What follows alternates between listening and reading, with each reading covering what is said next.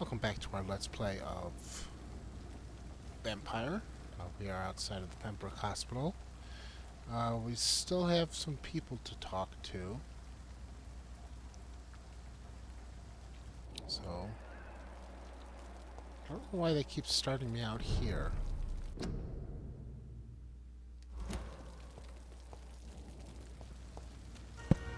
Let's head back inside.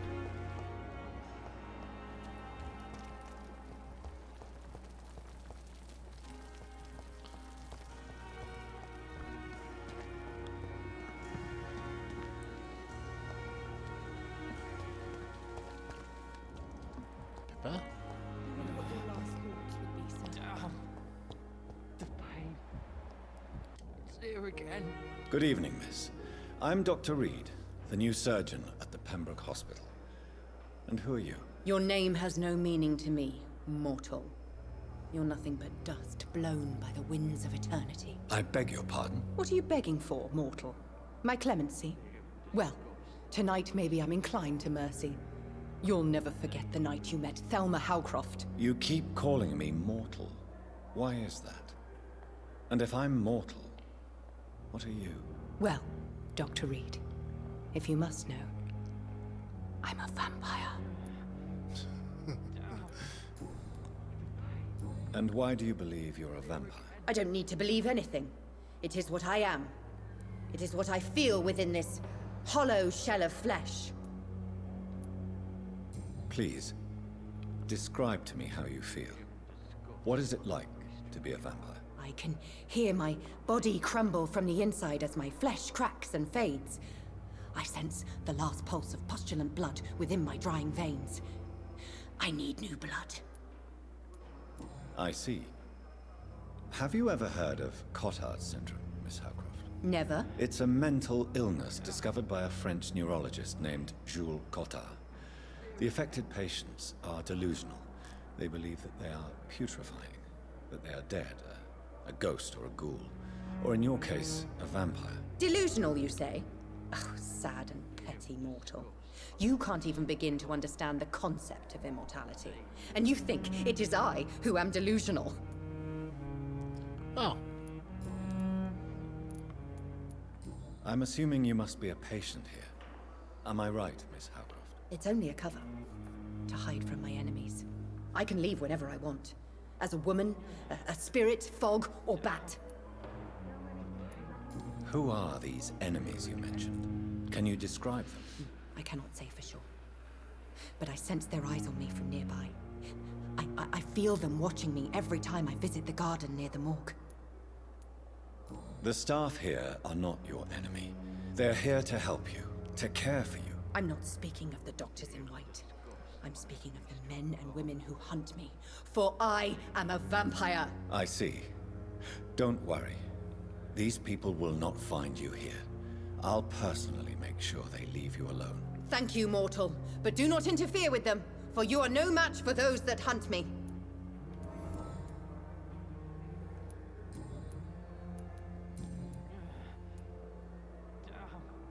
Who are you really, Miss Howcroft?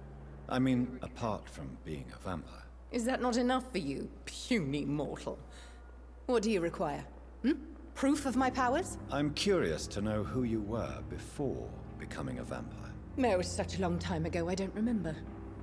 Centuries of unholy life can have strange effects on one's minds, you see?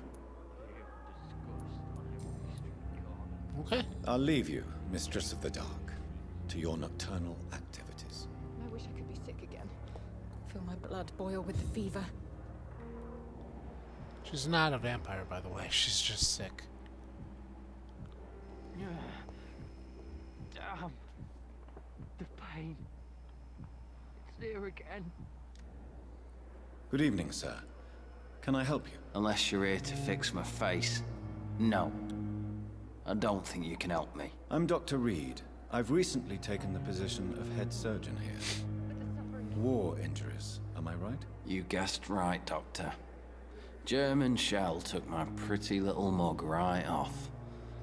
But they still call me Thomas Elwood. How is your stay with us, Mr. Elwood? Oh, it's bliss. I just escaped death in the trenches to be surrounded again by the moans of the dying. Can I ask you precisely why you're a patient here? It's the pain, sir. The drugs don't work. It just hurts under the scars, if you get my drift. Can I do anything for your pain? Nurses gave me a bunch of pills. No effect. Told you. It's like the flames are under my skin, burning away. Who is treating you? Is someone in particular looking after your case? Nobody since the old and tired doctor spoke to me. Started to think I was forgotten about. Wouldn't blame you. You don't seem worried by that. My face hurts so much more when I smile or cry. I've learned it's easier not to speak. But be assured I'm smiling inside. Time has lost its effect on me, but the suffering continues. Where were you stationed, sir? Did you serve for long? I really don't want to talk about all this shit. No offense. I was pushing too much. I served in France myself. I just wanted to know what happened to you. You were an officer, weren't you? Then I doubt we fought the same war, sir. No offense. How close are you to Miss Horcroft? Are you aware that she thinks she is a vampire? To wait for her next nibble is the best reason to stay here. Every time she approaches my bed, she treats me like something tasty. A normal person. Aren't you afraid? She may hurt you if the game goes too far. She's quite harmless, I can assure you. Her head's broken inside is all. While I'm busted on the outside. But she's still beautiful. Living proof that there's hope for me.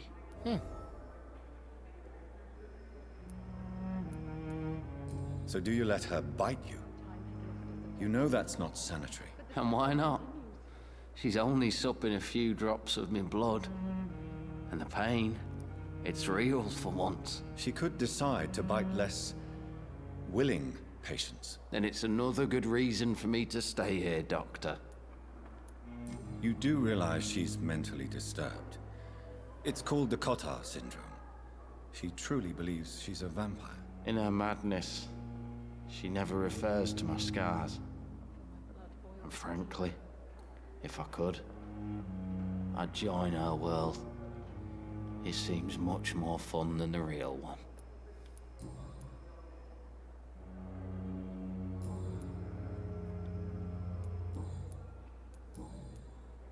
Goodbye for now, Mr. Elwood. We're learning more about these people. Damn. The pain. I think, It's here again. from what I know of this game, which isn't a lot, but I do know a bit. Good evening, Miss Howcroft. How I are think you? Howcroft is my Blood favorite doctor. character. Warm, rich, vibrant blood. Tell me, Thelma, why do you feel so attached to Mr. Elwood? Why him? I'm not sure, Doctor. I think we have a bond of some sort. We've both suffered so much. He's the only mortal I find interesting. Do you plan to make him a vampire too? Of course not. How could I inflict my curse on anybody else? I'm not that cruel, Doctor. Would you say you and Mr. Elwood are romantically involved? No. No, Thomas is a delicate soul. Even though he disguises it. But I am not the woman he needs. No, for I am a vampire, Doctor.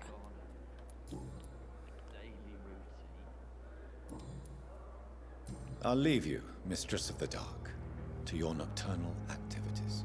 I wish I could be sick again. Feel my blood boil with the fever. Let's see if we can do anything. Damn. The pain. It's here again. Alright, next person. Oh, it's Mr. Hampton. I wonder what your Good evening, Mr. Hampton. How do you feel? Dr. Reed, is it? Oh, Sora, I must apologize for my behavior. What do you mean? I was not myself in the factory. Fear and exhaustion made me say awful things to you, I'm afraid. You remained perfectly nice and polite. A little delirious, perhaps. But who wouldn't be after enduring an abduction? Thank you, Doctor. That's a relief. Now all I need to do is rest and return to my flock.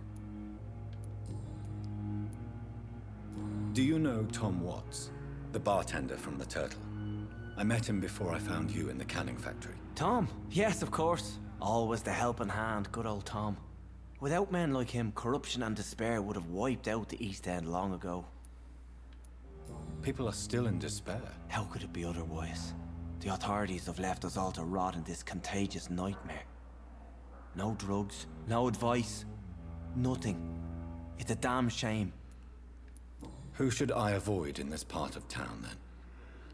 Any particularly evil figures? Not really. Most men and women are just doing their best.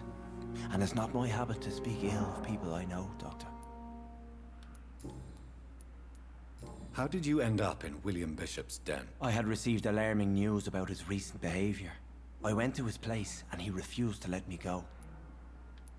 Why did he abduct you? William was an alcoholic. His addiction suddenly changed to blood. I don't know why. Just like a patient I met here. This Miss Hawcroft. You dared to enter this awful place alone. You're a hero, Mr. Hampton. Or a fool. I'm just a man trying to help his friends, Dr. Reed.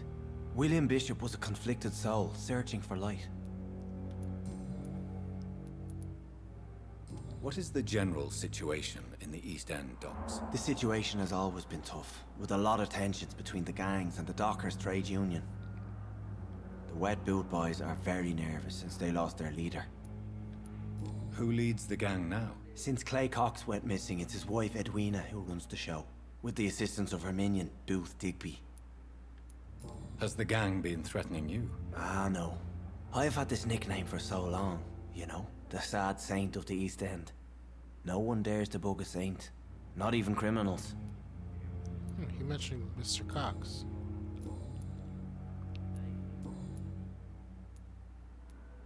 How do you feel, Mr. Hampton?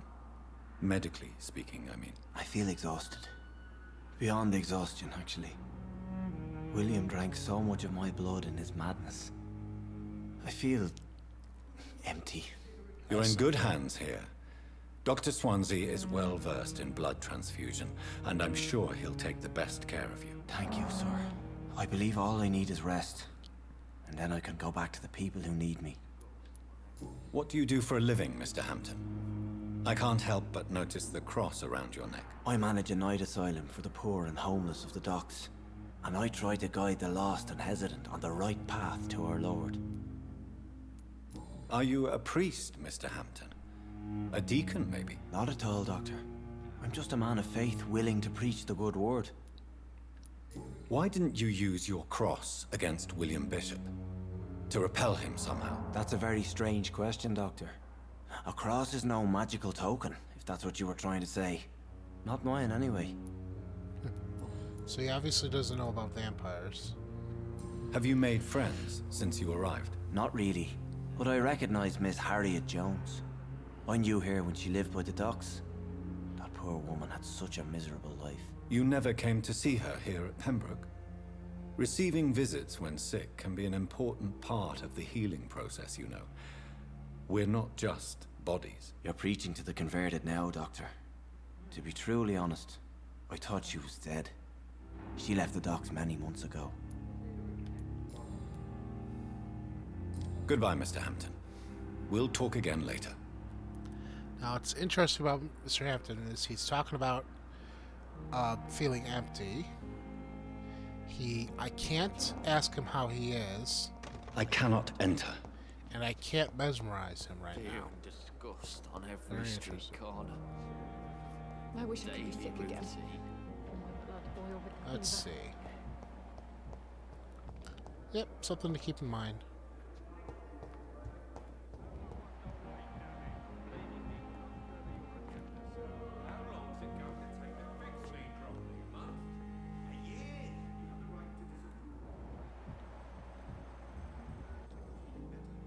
Good evening, sir. I'm Dr. Reed. I believe we're going to be colleagues. Reed? Yes, I've been informed about your arrival. I'm Waverly Ackroyd.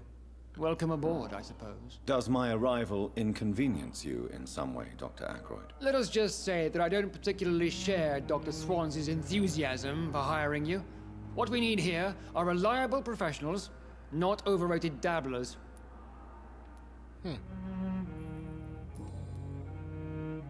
If you have a problem with me, Dr. Ackroyd, please feel free to tell me. Dr. Swansea has imposed your presence on this hospital without asking anyone's advice. The benefit of his position. But I don't agree with it. I know we've never met before, but I believe this hospital could use all the help it can get. You will agree with that, I'm sure. Oh, but I have heard about you, Dr. Reed.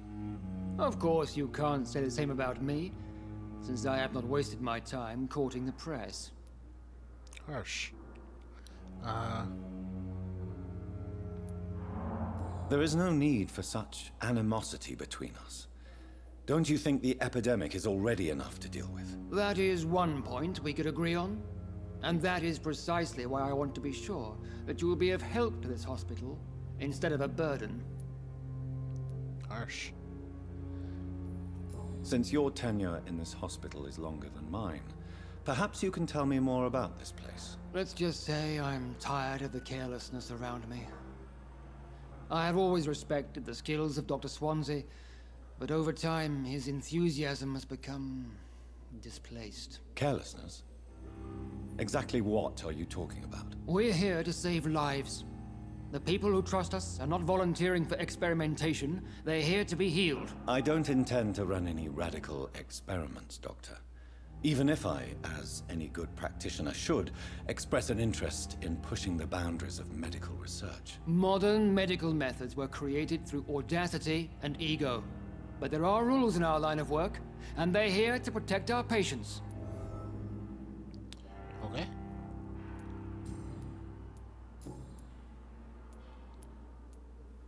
I don't know what you've heard about me, but I have already proved my value as a practitioner. I don't question your skills, Dr. Reed, but your motive. Is it money, fame, or are you truly dedicated? And what exactly is that supposed to mean? I served in the war just like you. But unlike you, I did not use the wounded to play the modern sorcerer. Be careful what you insinuate, Dr. Ackroyd. I only want you to admit you used those men to improve your theories. This is ridiculous. My blood transfusion technique saved many lives, and you know it. You see? That is exactly what I hate about people like you. You avoid this kind of accusation instead of facing reality. Harsh. It seems you have bad memories of your military service. I refuse to see this industrial slaughter as scientific progress. War only reveals the worst in men. We can at least agree on something, Dr. Ackroyd. Oh, he doesn't like me, but there's no reason to nibble on him. Do you need my assistance? Not at all. I'm sure that you are used to gaining people's trust with your impressive skills. Well, it will not be the case with me. Okay. Thank you for your time. We'll talk later.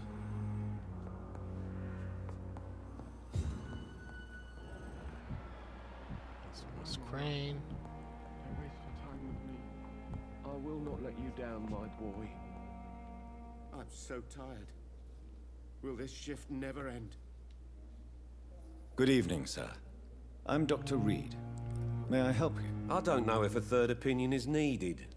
Your colleagues are already arguing about my condition. I see. Would you mind telling me more about your situation? I'm Harvey Fiddick. All I want is to get me bloody arm fixed properly. Tell me about the doctors who are arguing about your case. Strickland and Ackroyd.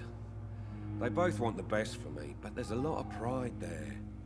Doctors are no different from carpenters, it seems. What do you mean? I often had professional arguments with rivals on a building site.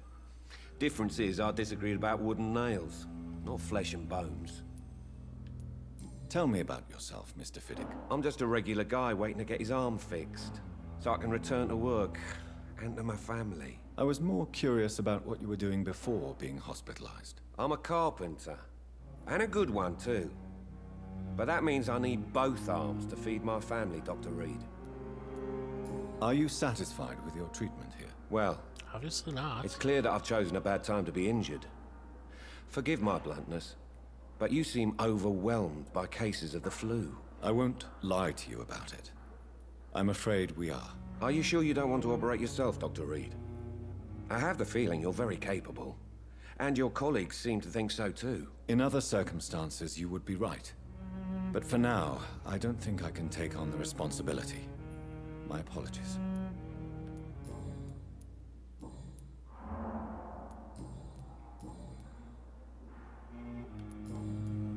Okay. Goodbye for now, Mr. Fiddick. I'll see you later. My sweet girl. Still more coming. Reads me like a book. How can we be sure we're making a difference? Never could keep anything from her. Good evening, Doctor. I believe we're going to be working together. Dr. Reed. Dr. Swansea informed us of your arrival, but I could not dare to believe we'd have such good fortune. Such an honor, sir. At least someone likes Thank me. you. And you are? I am Thoreau Strickland, Dr. Thoreau Strickland. I'm a great admirer of your work, Dr. Reed. What do you think of Dr. Ackroyd's aversion to modern medical methods? It's a shame he's so narrow-minded. Dr. Swansea taught me that science is about exploring uncharted territory. I'm convinced that's true. With the influenza and all that's going on, you should put your differences aside, don't you think? Why is it so difficult to work together? I believe that if Dr. Ackroyd had been the one to discover the transfusion process, he would be the first to recommend its use. So you believe it's just a question of jealousy and pride? Dr. Ackroyd is as proud as he is blinded by his obsolete concept of medical science. Please, could you tell me something about yourself? I'm a great admirer of your work concerning blood transfusion, Dr. Reed. I run my own experiments. I'm convinced it's the future. What made you choose to be a doctor? I'm not ashamed to admit you and your work have inspired me. I am honored to have the opportunity to work by your side. It's always a pleasure to share scientific and medical knowledge with someone eager to learn. I'll be glad to help you if I can. This epidemic may be the century's most terrible disaster, but I'm convinced that we, as doctors, are the only ones able to defeat it. Here. I based my technique on my mentor's research. He helped me perfect my method. What is yours? I'd rather not talk about it. For now, it's just theories and first approach. My process is purely experimental and unsuccessful. As long as you're cautious and methodical, you may remain empty-handed, but you won't fail. You're not the first one to warn me, but I am convinced knowledge is the main weapon against the ravages of this epidemic. What can you tell me about the Pembroke? Well, it has always been an honor to work with Dr. Swansea. But with your arrival, I can't think of a better opportunity to learn about blood transfusion. You seem quite optimistic. It's a rare and precious attitude in these difficult times. I'm convinced that this epidemic is a test of endurance and dedication for us men of science. Questions remain about our capacity to resolve the situation. True, true. Last summer, during the first wave of the epidemic, I used to joke with Milton about the extra work. We're not smiling now. Do you need help with anything in particular? Well, yes, maybe. I'm waiting for a batch of products I ordered for my personal research, yet my supplier seems to have vanished. Do you want me to play the errand boy for you? Oh no, Dr. Reed. But if you went personally to his shop, what with your reputation and all, he wouldn't dare to refuse the products I need. I see. Well, give me the address, for I may pass by if I have time. Cool. An investigation.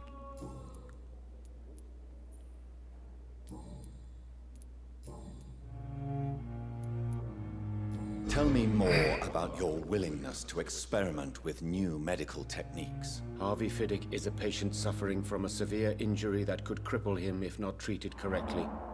I'm convinced your blood transfusion technique could help him. What is it you really want? To save him, or to prove your point? Fair question. I want nothing but to save my patient, Dr. Reed. especially since I know Mr. Fiddick's story. This personal involvement could also appear to be a lack of impartiality. You must know that a good surgeon must remain neutral. I agree. But that does not excuse Dr. Ackroyd's behavior, a man who did not even take time to converse with his patient. Do you think keeping his distance was a mistake? All I know is that I'm taking care of human beings with desires, hopes, and fears.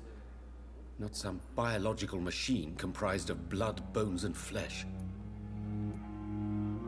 Tell me Mr. Fiddick's story. Our first diagnosis was compromised because Mr. Fiddick lied to us about the real origin of his injury. He first claimed it was an accident. But why would he hide such crucial information from us? Because he is a proud father, ashamed of putting his children at risk because of his own negligence.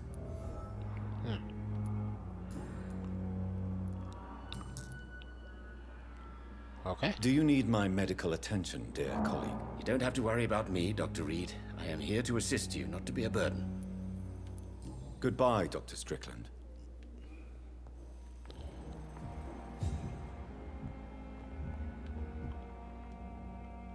Good evening, Mr. Fiddick. Good evening, Dr. Reed. Any news about my operation?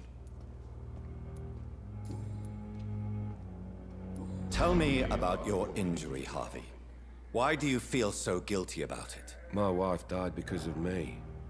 And now I may lose everything because I've been careless enough to hurt myself. What an arsehole. How could your job be responsible for your wife's death? I was working a double. She went out to bring me a hot meal and got caught in a German bomb raid. That's not your fault.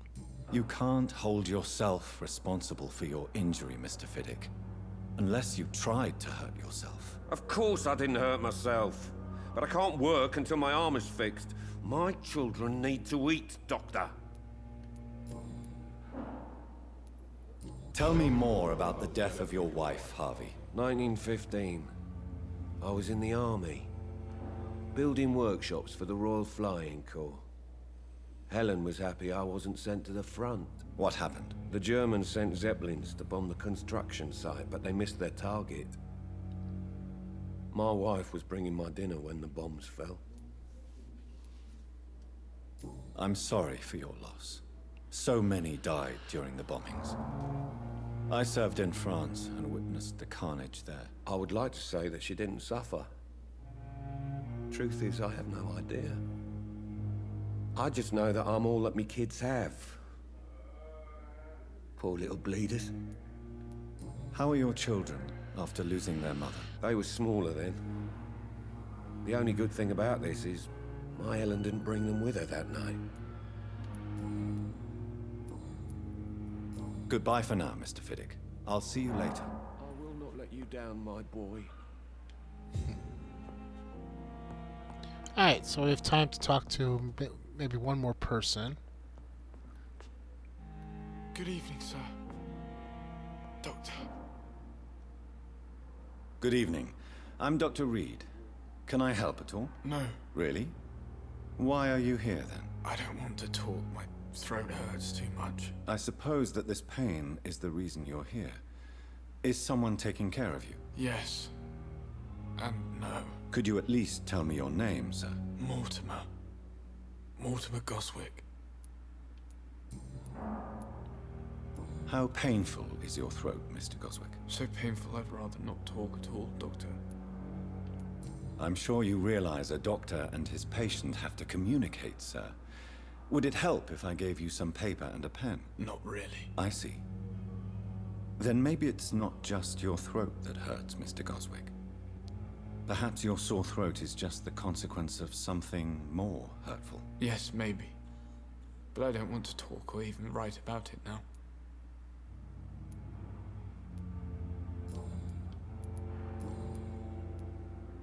Tell me about yourself, Mr. Goswick. I don't want to talk, Doctor. Okay. Oh, didn't get much from him. I have to go now, sir. But don't hesitate to contact me. Perhaps this woman in the room will tell us more about him. Time with me. We'll take care of that next time, though. We got a few experience points here and there, up to 1,000. those will be well spent. Until next time, though, thank you very much for watching. If you like this video, please give me a like, share, comment, subscribe. It always helps me out. And as always, have a good day and take care.